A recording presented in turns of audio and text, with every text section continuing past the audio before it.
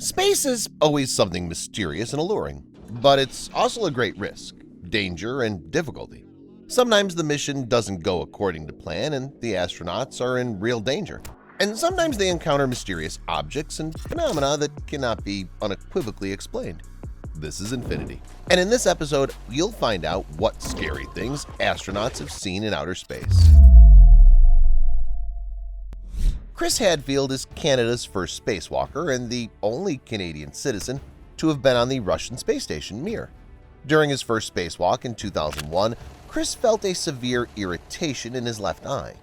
It immediately began to get teary, and then it went blind altogether, and all because in weightlessness, the tears immediately began to collect in a bubble.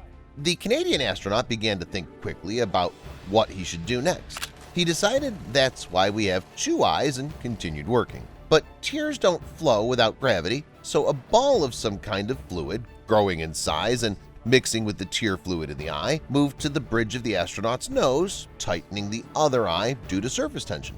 Chris Hadfield, while outside the spaceship, was now blind at all. It seems to us that if one suddenly goes blind in outer space, the natural human reaction would be panic. But astronauts are trained people. They know everything there is to know about the spacesuit and train hundreds or even thousands of times in various conditions. Chris didn't give in to his anxiety, for he was glad that at least he was able to hear and speak. The Mission Control Center began to fear that the burning of his eye might have been caused by a toxic gas leak in his suit, so they advised Chris to purge the system and get rid of the contamination. Survivalist instinct, of course, told the astronaut that getting rid of air in space was not the best idea. Nevertheless, he followed the advice, and it really worked. Chris literally woke up and realized that he had to stop wasting valuable oxygen and return to the station as soon as possible. In space, a variety of unexpected situations can happen, and various unexplainable things can happen. Sometimes the presence effect occurs in orbit. That is, astronauts begin to feel with all their gut that someone or something invisible is looking at their back and literally devours them with a heavy gaze. But a little later, this something invisible still allows itself to be discovered. Well, almost allows to do it, because only a whisper is heard. At the depths of human consciousness sounds a certain text, but its meaning is not nice. After all, the main idea is that people shouldn't be there in space, and they better hurry back to Earth. Who or what is whispering hundreds of kilometers above Earth? Can it be down to a hallucination? Astronauts talked about such whispers more than once, but such information is usually classified.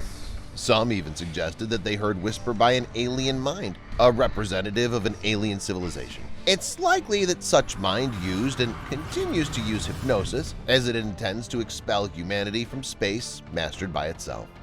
For example, it's known that Pavel Popovich, the USSR cosmonaut, also encountered a similar phenomenon. According to him, he never saw a UFO. However, during the flight, he heard whispers in his ears and could even make out the following words: "People need to leave space and never come back here." Turning into dinosaurs. In 1995, a test cosmonaut, a member of the Tsiolkovsky Russian Academy of Cosmonautics, Sergei Khrushchevsky, spoke at a lecture and told about a mysterious phenomenon that people had to deal with in space. It's about strange cosmic dreams. Their essence is that an astronaut suddenly left their usual human image and turned into some creature or animal. Many of his more experienced colleagues told Sergei about the strange effect, trying to warn him about possible surprises. For example, one of his cosmonauts told him that he transformed into a dinosaur. He felt like an animal, moving not even alone, but in a group with its relatives on the surface of an unknown planet. The cosmonaut could feel the horny plates on his spine rising with the skin of his back.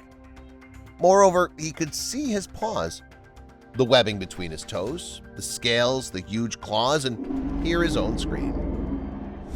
The Gordon Cooper experience. Gordon Cooper is an American astronaut who participated in the Mercury, Atlas 9, and Gemini missions.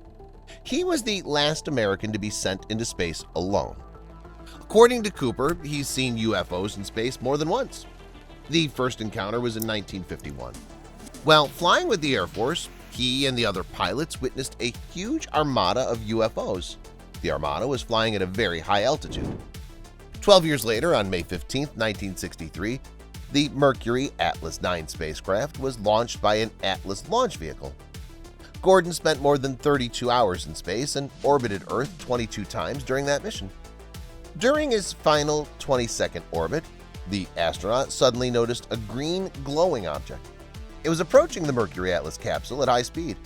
The object was very real, and the astronaut was definitely not dreaming. At least the Muchia tracking station in Western Australia recorded the unidentified object on radar.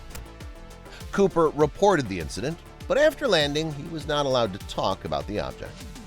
In 2015, NASA sent its astronaut Scott Kelly into space for a full 340 days. This was a record time for American astronautics. His partner was Russian cosmonaut Mikhail Kornienko.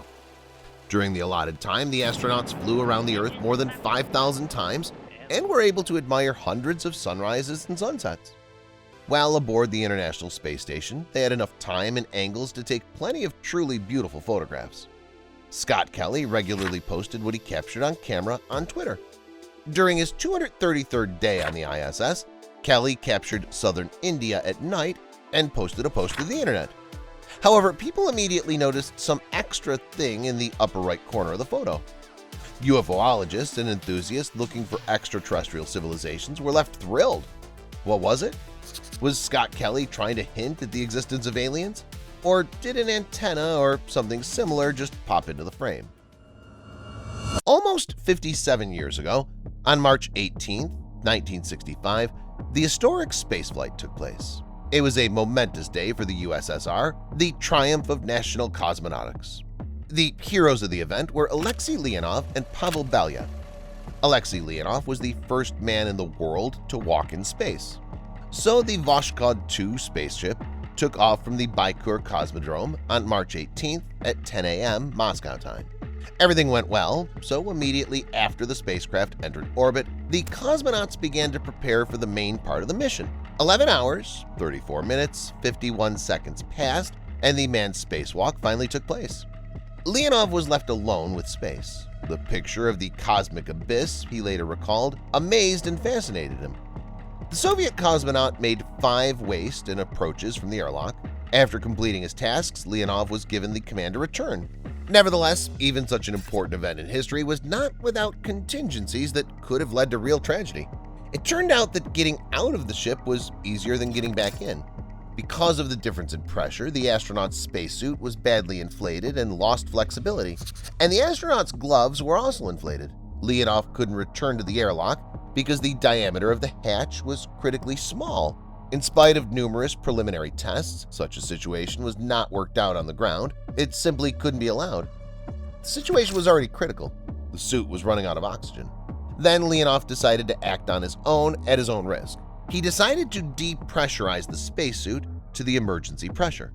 Such a sharp drop in pressure threatened to boil nitrogen in the blood and could lead to death, but Alexei had no choice.